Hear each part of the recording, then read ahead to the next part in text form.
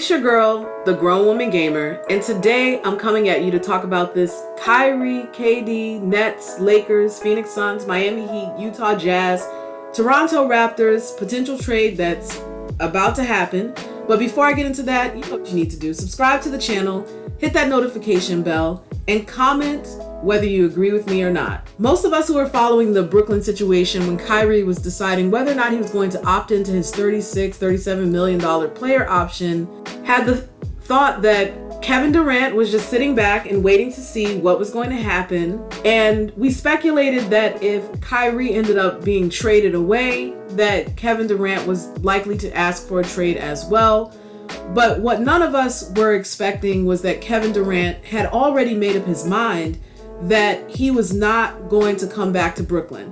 Looking back at the situation, my personal belief is that Kevin Durant had decided that he was leaving Brooklyn from the moment that they got swept by the Boston Celtics. And the reason why I say that is because he did his post-game interview, he exited the arena, and there were all of these rumors that Kevin Durant wasn't communicating with the Nets executive management until he requested this meeting with Joseph Tsai, the owner of the Brooklyn Nets, roughly a day before the beginning of free agency, and he requested a trade from the team. Now, what's not surprising is Joseph Tsai's reaction. He did not tell Kevin Durant that they wanted to fight for him and what does he want and how can we make this work. He said, okay, we can do this.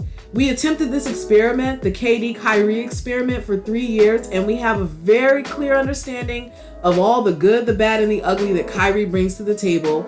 And as long as we're dealing with that factor, the Kyrie experience, knowing that he has to be a fundamental part of whatever winning strategy that we have, while it's also patently clear to everyone that this is not the right situation for a winning team, all wash our hands of it and say, let's try something new.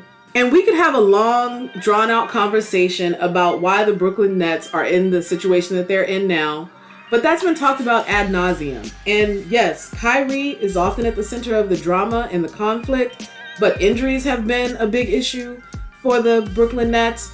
No one in their right mind could have predicted the impact of the pandemic and COVID. And I stand by this belief that if Kyrie didn't feel comfortable taking the vaccine, then it should be his choice as to whether or not he takes it. At the same time, he as a man must face whatever consequences may come as a result of his decision. And unfortunately, this is one of the consequences, that we're at a point where the Brooklyn Nets are ready to blow the entire thing up. He was willing to take that risk. We're in this situation. And at this point, all we can hope for is that both of these gentlemen end up on teams where it's a good fit for both of them. Because I think that given their age and where they're at in their careers, they don't have years and years and years to figure it out on another team if they individually would like to win another championship. So what we're left with at this point is a situation where Kevin Durant wants out, Kyrie wants out, and the Brooklyn Nets want out of the situation as well. They're happy to accommodate Kevin Durant in leaving, and they're willing to play ball with teams that can give them something of value in exchange for Kyrie. Several trade rumors have been discussed, the most prominent of which is Kevin Durant to the Phoenix Suns or Kevin Durant to the Miami Heat. Allegedly, these are the two most attractive destinations for Kevin Durant, and Kyrie Irving to the Lakers. While there isn't as much of a market for Kyrie because the multitude of question marks which we've addressed previously about his commitment to basketball, his willingness to sacrifice for the benefit of the team, and some of the other interests in his life that sometimes can be a bit of a distraction, as well as a long history of inevitable injury issues, virtually every team in the NBA would be willing to, at the very least, have a conversation about the possibility of having Kevin Durant on their roster. There are even some rumors of the Golden State Warriors, who literally just won a championship and who are arguably in a position to continue to win championships over the next couple of years, being willing to engage in trade talks for Andrew Wiggins, Jordan Poole, James Wiseman, and Jonathan Kuminga if it means that they could potentially get Kevin Durant back on their team. And I plan to make an entire video about this if it does happen. It's funny that people are mentioning Andrew Wiggins because I thought, based on the nature of his contract, that this would not be a legal trade.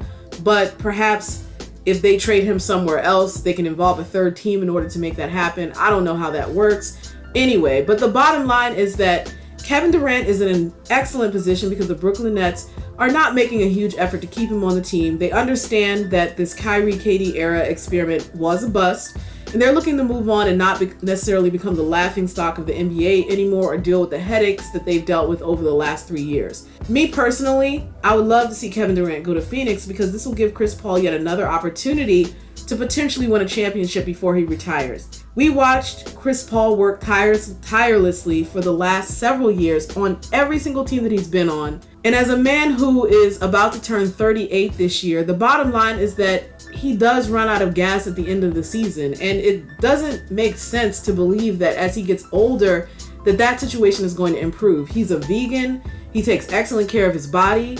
He is physically in shape, but he's 38 years old. So that is going to be a factor. Human beings have been going up against Father Time for centuries, for millennia. And while we can win a lot, eventually you're going to start losing. And they need to put the Phoenix Suns in a better position to win at that moment when you can inevitably expect Chris Paul to run out of gas. And so they need a Kevin Durant to beat the Golden State Warriors. They need a Kevin Durant to beat the Dallas Mavericks. They need a Kevin Durant to even beat a team like the Memphis Grizzlies, who, albeit are very young, are getting better and learning more each year.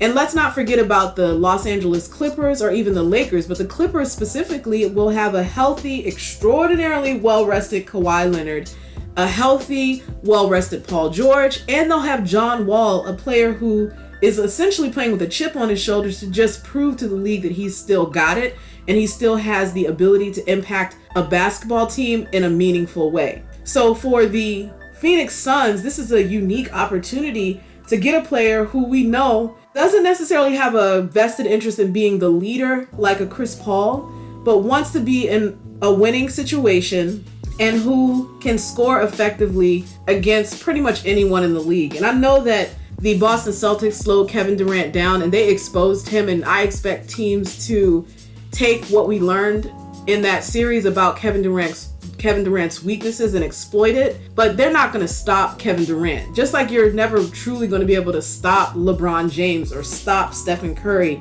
or stop Giannis Antetokounmpo or stop Joel Embiid or stop Nikola Jokic or stop Kawhi Leonard or stop Damian Lillard. These are players who are so skilled and so smart and so good that the best you can hope for is that they're either going to be having an off night or that you can slow them down or alter their ability to do things as easily. The goal with a player like a Kevin Durant is to make it harder for him to do things in the way that he's most comfortable. But regardless of what happened in that series against Boston, there's no denying that Kevin Durant is a generational talent and is one of the best, if not the best, scorer in the NBA. He, for most teams, would be an unstoppable opponent on offense. And so there are so many teams that allegedly have reached out to the Brooklyn Nets that are willing to, like I said, have these conversations. It's looking like Phoenix is at the head of the pack, but now with Golden State entering the conversation, Golden State has a lot more to offer as far as talent, picks. They're in a very good position, so we'll see what happens. I know people are going to drag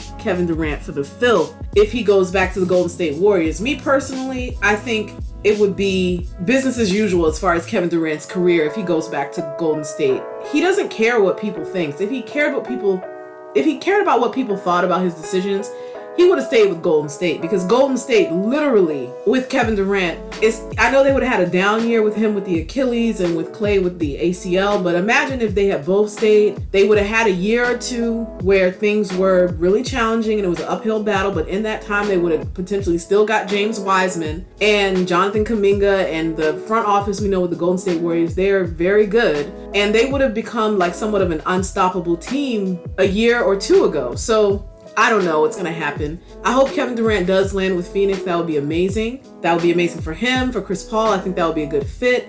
I think Kyrie to the Lakers, which I'm going to make a separate video about, will be an excellent fit, because what we know now potentially is that LeBron might be the perfect match for Kyrie. And as much crap as Kyrie talked about LeBron and Tyronn Lue after he left, he's seen on the Boston Celtics and on the Brooklyn Nets, playing with arguably the best player in the world, that he may not be the guy that he purported himself to be, or he thought that he was when he was working with LeBron James, who notoriously is excellent at helping guys find their strengths and helping to amplify that towards a winning effort. He wasn't able to do that with Russell Westbrook, but I think that has to do with Russell Westbrook's mentality and ego and unwillingness to change and adapt. It has very little to do with LeBron James.